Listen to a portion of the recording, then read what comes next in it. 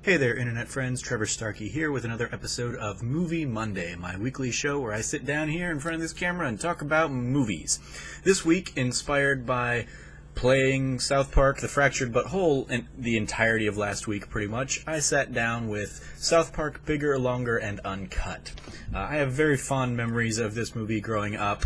I remember distinctly not being able to watch it because my mother said I couldn't. But then my dad rented it from Blockbuster Video back in the day, and on like a weekend trip where he and my mom went out of town, went to, our cabin up north or something for the weekend, he basically kind of like nudged me and was like, "It's in the VCR, don't tell your mother."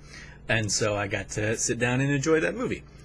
Much like really any kind of spin-off of the South Park property, you probably have to be a fan of the base property to really enjoy South Park Bigger, Longer, and Uncut. It doesn't really take the time to establish who these characters are if you don't already know them. It very much kind of just jumps right in, even making many references to the show up to that period. One of the biggest and most notable is it kind of does this big over-the-top Kyle's mom is a stupid bitch number, which is just kind of an extended look at a song that was made famous on the original show in one of those early seasons. And here they just kind of take that and just amp it up to 11. Rewatching it now, it definitely is like a time capsule of sorts, especially as you have kind of a whole subplot surrounding Saddam Hussein and Satan. This is also very much still back from an era where they killed Kenny every week on the show, and so you have Kenny here immediately dying, and there's kind of a subplot involving him kind of getting mixed up with Saddam and Satan in the underworld.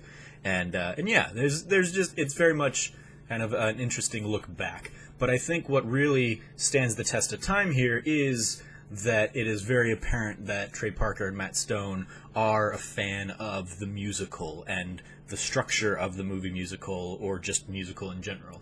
You can very much see in here what is very much the beginnings and what would lead to a Book of Mormon coming out and being, a crazy big Broadway smash success. And more or less, a lot of the themes of the overall film kind of do, I think, stand the test of time. You have very much a story about kids going and seeing movies that they shouldn't be seeing. They sneak into the movie theater and see all this kind of, vulgar Terrence and Phillip, fuck, your fucking face, Uncle Fucker, nonsense, and immediately kind of like become ingrained with that. And the American kind of parent mentality here, basically given the face and voice of Sheila Broflovsky, basically come and say, like, our kids can't be, can't deal with this, but we're fine executing Terrence and Phillip on live television. And it very much, they constantly kind of really play with the idea of, like,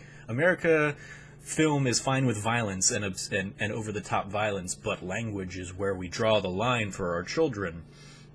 And here we are nearly 20 years later, and that's still, I think, very much kind of the general mentality of a certain type of American culture, is that, the adults feel that they must protect children from the outside world, but not actually just talk to the children themselves.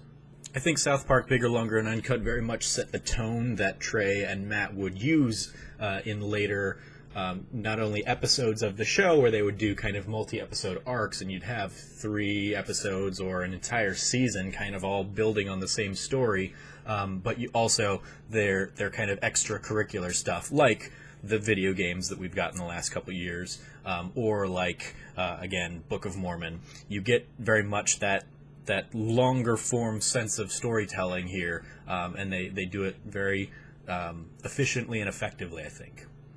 And visually, the movie ends up holding up pretty well as well, because, of course, it's all built around that intentionally crappy-looking 2D cardboard cutout kind of animation. There's definitely some, like, 3D and special effects stuff that they throw in there to really show, like, hey, this is a big-budget movie, and not just the dinky little weekly show that, feels a little late 90s, early 2000s. It was the late 90s, but it is very much still... It definitely still looks, related to the show we know today. So those are some of my thoughts on South Park Bigger, Longer, and Uncut. I was able to sit down and watch the movie as part of my Amazon Prime Video subscription, so if you're interested in hopping in and have Amazon Prime, you can go ahead and do that there. Let me know what you think about South Park Bigger, Longer, and Uncut, if you have any fond memories of the film yourself, in the comments below. As always, I've been your host, Trevor Starkey from TrevorTrove.com. You can follow me at SnarkyStarkey on Twitter. You can check out my thoughts on South Park The Fractured But Whole in the description below. I'll link you to that video as well. And until next time, from here at the Trove, treasure your friends.